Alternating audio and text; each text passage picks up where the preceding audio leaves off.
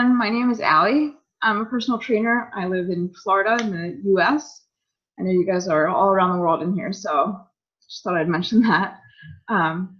So I'm a personal trainer and I help women build strength, confidence, and excitement within themselves through online health and fitness coaching. So growing up, a little bit about me. Growing up, I was always overweight. I chose food over literally anything. I was lazy. I probably couldn't have cared less about my body, how I looked, how I just couldn't, I didn't care. But then a few years ago, something inside of me clicked and I actually lost about 70 pounds. So obviously that took a lot of work, in the gym, but also in the kitchen, the food was a big part of it. But I would have never imagined how much of an impact losing that weight would have had on me as a person. So, I mean, not too many of you guys are on right now, but I was going to ask, like, who here battles with weight, whether that's to lose weight, to gain weight, to just maintain your weight? Like, tell me, what's the deal? Live or on replay, just let me know and we'll chat about it. But more importantly, I think a better question to ask is, do you think the physical weight is the issue, or do you think it could be something else? So by that, I mean, maybe you're keeping yourself that way for some reason. Maybe I don't know, maybe you see your weight as a bit of a security blanket, something to hide behind. Or maybe you're scared that if you did lose the weight, you don't know who you would become. I felt those exact same things. It set me back tons of times in my own journey and I didn't even realize it. But then once I finally took like a really good hard look at me, who I am, who I want to be, that's when I realized that I have to make the change before or while I'm still physically capable of making the change. So more importantly, along with this journey that once I started, I started to steadily lose that weight. But along the way, I started to realize that maybe I'm okay, like as a person. I didn't care about me. Then I started to think maybe I'm okay. And then I started to kind of like myself a little bit. And eventually I did get to the point of loving myself and who I am, who I was becoming, who I became. So that's what I want to talk to you guys about today. I've got 3 reasons to use exercise and movement to build confidence, self-esteem, and eventually learn to love yourself. So if you're just joining, make sure you're saying hello, be interactive, let us know what's going on. But before I jump into like the meat of this deal, I just want to speak a bit on nutrition. Anytime I talk about anything that has to do with fitness, movement, and exercise, I always have to give a little tiny bit on nutrition because it is obviously very important. But exercise alone won't really have too much of an impact on your weight. So you really need to incorporate a healthy diet with any kind of effort to lose weight, you should just have a healthy diet anyway, really. But by healthy diet, I do not mean to cut out all of your favorite foods or to severely restrict calories or to only eat salads. Like, none of that. Like, you just need to have a nutrient-dense diet. If you'd like more information on that, just shoot me a message after we're done here. If I talk too much about it here, I'm just going to end up on a whole nutrition tangent, and we don't want that. We want to talk about 3 reasons to use movement and exercise to lead to self-love and happiness. It's also very important for me to note before jumping in that movement is super, super, super important for anybody, not just somebody that's trying to lose weight. Everyone needs movement, whether you see yourself as underweight, overweight, average weight, the weight that you want to be, the weight that you don't want to be, it doesn't matter. Movement is key, so you gotta move. On that note, are you guys ready to learn about my 3 reasons to use exercise and movement to build self-confidence, self-esteem, and learn to love yourself? All right, cool. So who here regularly exercises, specifically in a gym or with gym equipment? Anyone? Any takers? Give me one of those flex emojis. All right, well, we'll get to it later. But anyway, I love lifting weights, like love it. But it's not, I mean, obviously there's physical benefits, but we're not going to talk about those right now. We're going to talk about those mental benefits. Just the way that I feel when I can lift something heavier than what I could lift, a week or 2 weeks ago, or just, realizing that I don't have to think about anything else besides that weight that I'm moving and the muscle that I'm squeezing. Like that's it. I feel like that's so empowering. I just always feel so good when I'm doing it. So who knows what I'm talking about with that feeling, just total empowerment. So that's actually the first way to use exercise. It's strength training. There's actually a study that was published by JAMA Psychiatry back in June of this year, and it was set to determine if resistance training or strength training has the same mental benefits like those known from cardio activities. So they actually found that resistance training significantly reduced depressive symptoms among adults regardless of their health status, if they had significant improvements in strength or not, or their total prescribed volume of training. So how many days they were training, how many different exercises, repetitions, all that. None of that mattered. They still found that it significantly reduced depressive symptoms. So what does that mean? It tells me that people who like to lift weights are happier. Anyone ever see the movie Legally Blonde? I see there's a few people jumping on now. I'm not sure if maybe I'm just not getting comments if any are coming in, so hopefully I'll be able to track those later because nothing's coming up for me now, but that's okay. I want to know if anyone has seen the movie Legally Blonde. If not, like, this reference won't be nearly as funny as I think it is, but anyway, Legally Blonde, it's about this ditzy blonde girl who gets into law school to prove to her ex-boyfriend that she's more than just a ditzy blonde girl, like one of those movies, So this girl gets into law school. She ends up with this client who is a well-known fitness influencer who is also accused of murder. They accused her of murdering her husband. So the main character, the ditzy blonde, as part of her defense, she says that exercise releases endorphins. Endorphins make you happy, and happy people just don't kill their husbands. So there we go, done deal. So reason number one that you should use exercise. It releases endorphins. Endorphins make you happy, and happy people love themselves. So that's that. I promise the rest are not that cheesy, but I had to. So the second reason is for meeting new people. I'm an introvert through and through. The fact that I'm here in this group speaking to however many of you that I've never met before, like that, it honestly blows my mind. I'm not gonna lie. I'm not great at making friends. I don't enjoy small talk. I don't openly share information about myself unless someone asks me a direct question. I'm that person sitting in the corner at the party, like just constantly checking my watch until a reasonable amount of time has passed and I can just make my escape. So, it's just not easy for me. Anyone else know what that's like to, just not be comfortable interacting with people or just not wanting to for whatever reason? That's me through and through. So almost 6 years ago, I went from living in my college town with all of my friends and everything to move into a different state where I didn't know anyone except for my parents. I was pretty miserable for the first several months, and then I saw a sign for adult slow pitch softball, and I figured I played a little bit when I was younger, so why not give it a shot, get me out of the house for a bit. So after a couple of months of playing, I actually ended up being on several different teams, playing several different times a week. I ended up managing a team, which was terrible. But I met a ton of new people, and it led to new opportunities. And I actually stopped playing a couple of years ago for a few different reasons. But I still made those friendships. I still have some very good friends that I met playing softball.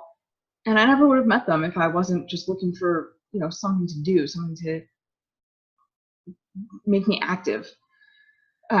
So a side note, as fun and social as playing softball was, that actually ended up being my turning point. When I first started, I was the fattest and slowest one on the team, and it was really embarrassing. It made me really uncomfortable, but I still wanted to play. So that's the point that I actually did take that hard look at myself and say, okay, like, it's time. Something's got to change. It's non-negotiable. I'm making the change right now. So that's how it happened. And then I live in South Florida. It's an endless summer here. It's always hot. It's always beautiful out. So outdoor sports can be played year-round. Softball happens to be broken into 3 or 4 seasons a year, depending on the organization. So with each season, I was getting lighter, I was getting smaller, faster, more powerful, and way more confident, both in my abilities to play softball and just in life. Like I just had this new, I don't know, strut in my step. Like it was just undeniable how much more my confidence has grown with every passing day almost. So it was just a really cool thing to, I guess I didn't really fully realize it as I was going through, but looking back on it, like that was just a really cool experience that I would encourage people, you know, like if you are on a weight loss, gain, whatever journey, like pay attention to those different things. It's pretty cool to think about. But another way to use exercise and movement to meet new people is that I joined a gym. As a small boutique gym. They just teach classes. It's just a small group training. And I loved it from day one. It was just the perfect mix of cardio and strength training for me, and I just loved it. The trainers were phenomenal. And now, fast forward 3 years, I am one of those trainers at that gym. It's become my second home. In fact, I'm at the gym right now. Like this wall behind me says HIIT 56. That's the name of the gym. Hey, Anne, welcome.